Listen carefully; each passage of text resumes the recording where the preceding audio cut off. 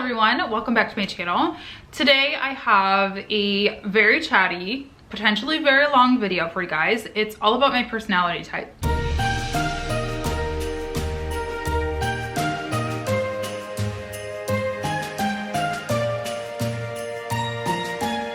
So I get this question all the time on YouTube because a lot of you guys, I don't know, probably relate to me in some way. That's why you watch my channel. Like I said, this might be a long video, might be a chatty video. I'm sorry about the background. I just want to be really casual today. I'm also like having my blanket here on my couch. Like I just want to be really chill. It's a totally up for debate whether or not personality types, specifically Myers-Briggs personality type, which is what I'm going to be talking about in this video. That's up for debate whether or not this is like scientific or not. And I don't really care. Like what's in a personality type, you know? It's just an interesting thing for me to explore. I think that learning about yourself is really, really valuable in careers, in relationships, just in your own personal relationship with yourself. The more that I've learned about my personality type, the easier I've found it to make friends, which has always been a challenge for me, and yada, yada, yada. So yeah, take it with a grain of salt. Nothing is like written in stone. And I do have a whole video all about being an introvert. I'll list that down below. I did that during Veda back in August. I'm just gonna kind of talk about the other things primarily since we've already covered that pretty heavily. So I am, according to Myers-Briggs, Myers-Briggs?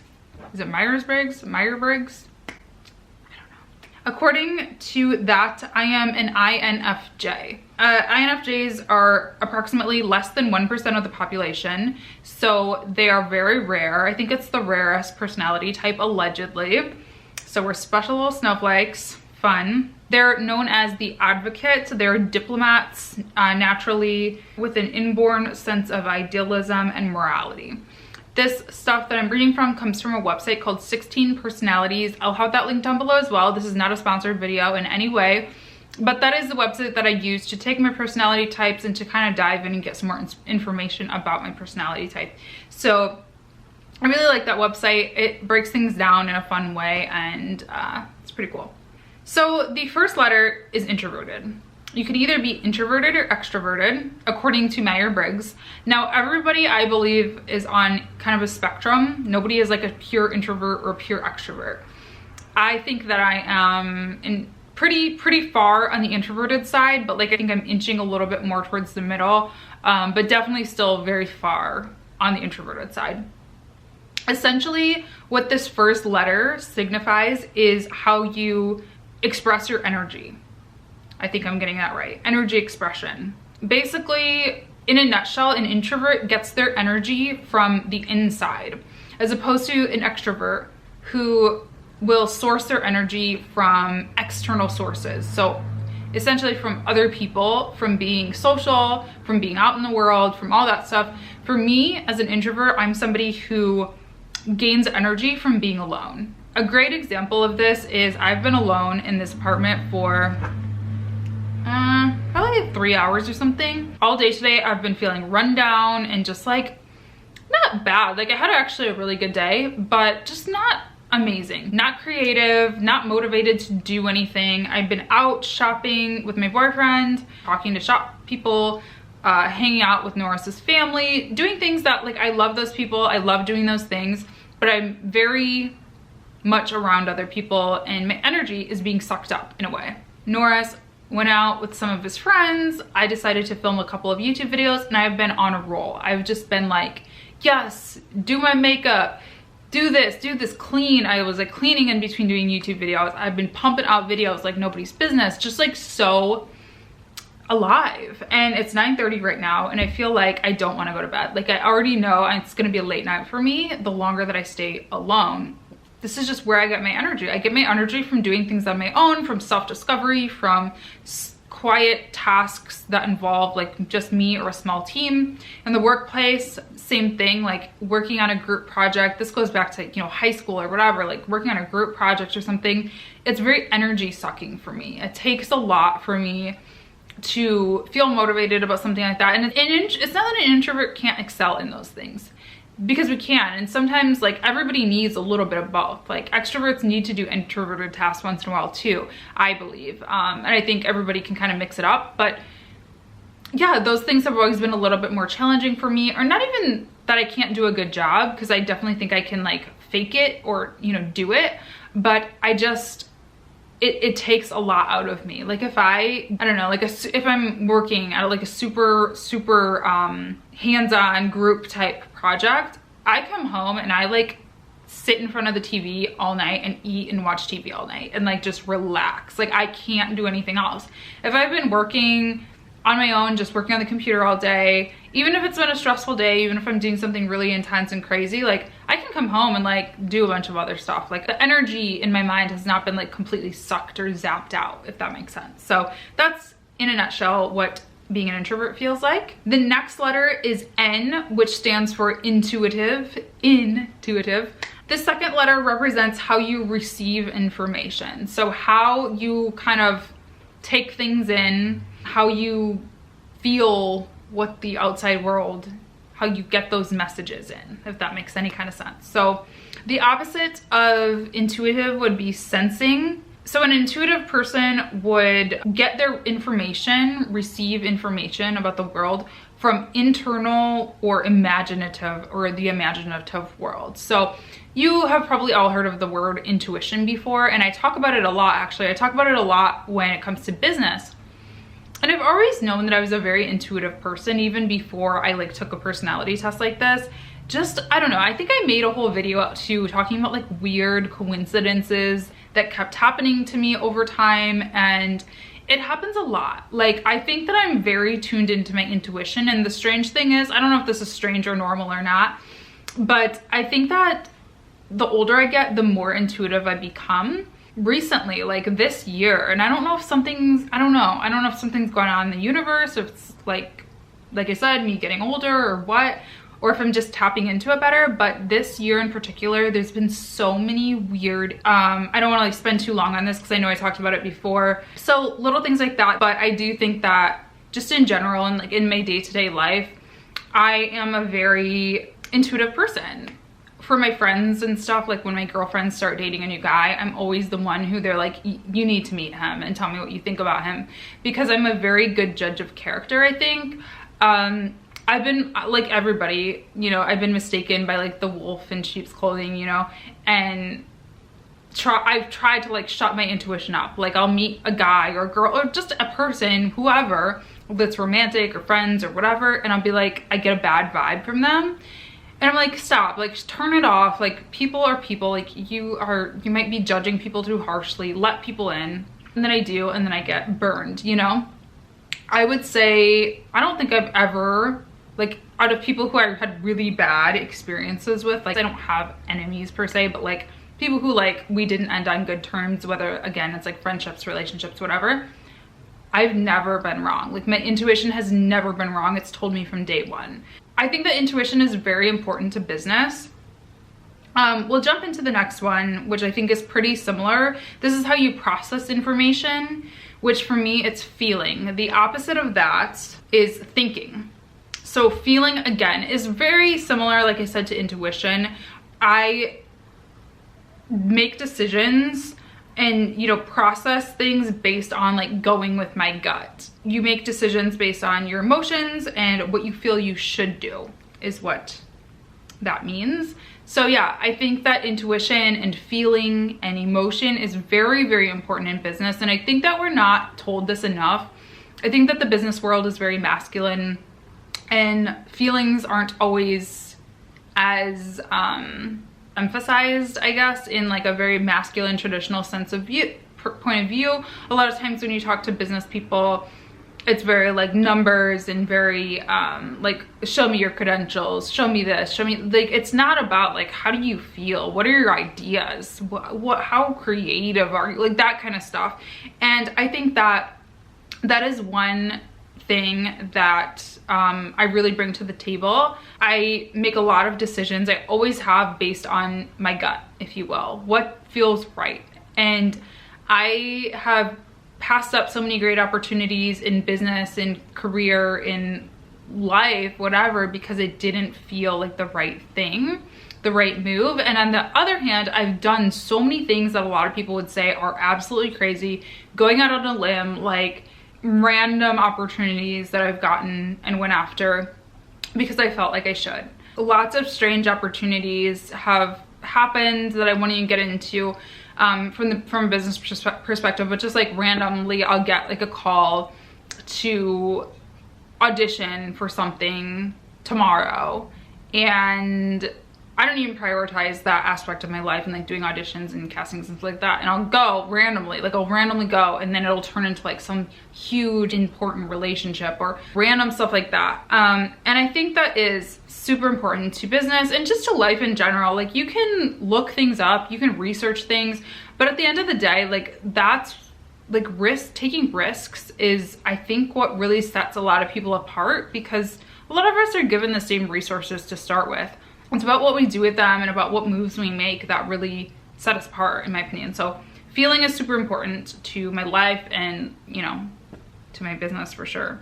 The last one is J, judging. The reverse of that would be perceiving.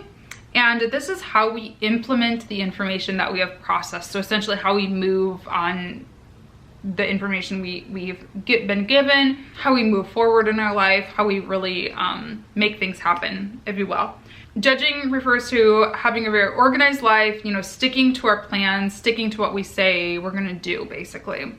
Again, I think that this is dead on for me. A lot of people refer to me as being very strict, I guess, very disciplined, a lot of people know that my dad was in the military. Like they're always like, are you from a military family? Just because of the way that, like, I'm always on time. If I'm 2 minutes late, I'm apologizing. And I mean, I think that's good. I think that's like a good rule of thumb, but I think it like is a little excessive sometimes. I don't know, I'm just very structured. Even in my day-to-day life, it'll be like Saturday and we have 0 things to do. Like no obligations, no events to go to, no plans, no work, no, you know, whatever. And I'll be talking to Norris like, okay, so like, let's wake up and then like we can have a cup of coffee and like, do you want to watch like a little bit of the news while we have our coffee? And then like, I'm gonna go record a podcast episode, and then maybe around like noon, do you want to go grab, like I'm like so intense. And he's just like, can we just live, you know? But I really like my life to be blocked off and like to know what I'm doing next. I hate the feeling of just, yeah, let's just like see how we feel. I don't know, that's just not who I am. And sometimes I'll change my mind, obviously. We're planning a vacation right now and I'm like, okay, we need to list out what our top 5 things are that we want to see in each of these cities, because we're not gonna have time to do everything or just to like wander around. So yeah, I'm very structured in that way, and I also am very good with promises. Like if I say I'm gonna do something, I'm gonna do it. I remember actually I used to volunteer for a political organization, and I had volunteered in 2008, and then I volunteered again in 2012, and the manager, like whatever you call her, like the field organizer, she told me, she was new, and she was like, yeah, I spoke to the people who you used to work with in 2008, and I asked them about you, and they're like, yeah, Latasha's great, but like she gives you what she says she's going to give you. If she says she's coming in to volunteer for an hour, she's coming in to volunteer for an hour. And I kind of felt a little bad about that, because I'm like, man, like maybe I should give an hour and a half, you know what I mean? Like, am I stingy with my time? But I don't think there's anything wrong with that. I think that it's true. What I say is what I give. If I say I'm gonna be there 9 to 5 or 9 to 6 or whatever, that's when I'm gonna be there. Obviously, if somebody asks me, hey, can you like volunteer later and like make a couple extra calls or whatever, I'll do it. Like I totally will. But I do definitely stick to my word, and I like to do that for me to plan ahead. I'm definitely a planner. So that is essentially what an INFJ is. Now I'm gonna go over what 16 personalities says a little bit about us and let you know if I think that's true or not. First of all, the advocates or INFJs that you may know. I'm in pretty good company, I'm not gonna lie. Dr. Martin Luther King Jr., Nelson Mandela, Mother Teresa, Alanis Morissette, my girl, Jimmy Carter, Nicole Kidman, Morgan Freeman, the man. INFJs tend to see helping others as their purpose in life, but while people with this personality type can be found engaging rescue efforts and doing charity work, their real passion is to get to the heart of the issue so that people need not be rescued at all. This is probably the thing on this whole page that I identified the most out of anything. I get in these conversations with people, whether they're political conversations or just like, I'm sorry, my foot's asleep, personal conversations or whatever, and that's very true. Like, I consider myself a very charitable person, and I don't talk about it a lot because I think that's kind of like cheesy and defeats the purpose. I'm really thirsty, but I'm very empathetic. I care deeply about a lot of things, probably too much things, that it is a source of anxiety and stress for me sometimes. Like, I get stressed out for other people, but that's a whole another video, I think. But anyway, yes, the point is, I definitely feel like yes, I'll give money to people, I'll donate money, I'll give money to people on the street, whatever. But like, when I think about homelessness, for example, yes, I can give this guy $1, or I can buy him a coffee or whatever. But what I really want to do is eliminate this. Like, I'm always thinking bigger picture. Like, why are there homeless people in the United States of America when we have how many, you know, empty, abandoned homes and whatever, and how many billionaires? Like, that's what I really think about, and what I really try to think in my brain of how I can fix. So I'm going off on that tangent, but yeah, that's probably the thing that I identified with the most. INFJs share a unique combination of traits. Though soft-spoken, they have very strong opinions, and they will fight tirelessly for any idea they believe in. Another one that I identified with very much, a lot of people are like, oh, she's so quiet, she's so sweet, and then like they start to get to know me and they're like, wow, she is a loose cannon. No, not a loose cannon, but like, I'm definitely very opinionated. I'm very politically active and politically engaged. I definitely believe that our influence should be used for good. I think that I'm still learning that every day, and I'm still trying to get better about that every day. Specifically, when we're speaking in the digital age, I still feel terrified sometimes to use my voice